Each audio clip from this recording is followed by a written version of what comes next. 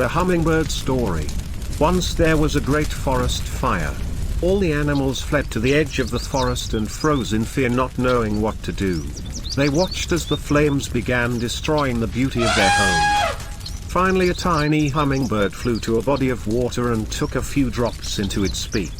It then flew quickly toward the fire, allowing the drops to fall on the roaring flames. Over and over the tiny bird continued.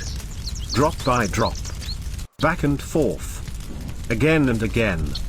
The other animals watched from the edge of the forest, and called to the little bird. What are you doing? The hummingbird replied. I am doing what I can. Moral of the Hummingbird Story.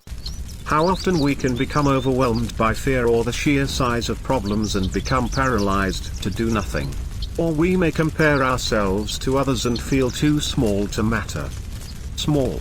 What we consider to be small and insignificant may actually be huge in God's scheme of things. Have you ever noticed how often God's view and the world's view are opposite? The world says, be first. God says, be last. The world says, go, go, go. God says, be still. The world says, bigger is better. God says, small is important.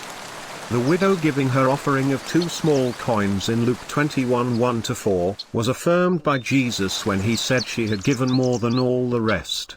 Jesus went on to say in Luke 16:10, he who is faithful in a very little thing is faithful also in much. In God's hands, small can become big, just like in John 6 when a boy's lunch of 5 loaves and 2 fish became enough to feed over 5,000 and also have leftovers. This little hummingbird story can remind us to do what we can. Everything we do for the Lord Jesus matters. It counts. Every word. Every prayer. Every act of kindness. Every hug. Every penny. Small counts in the hands of our big God.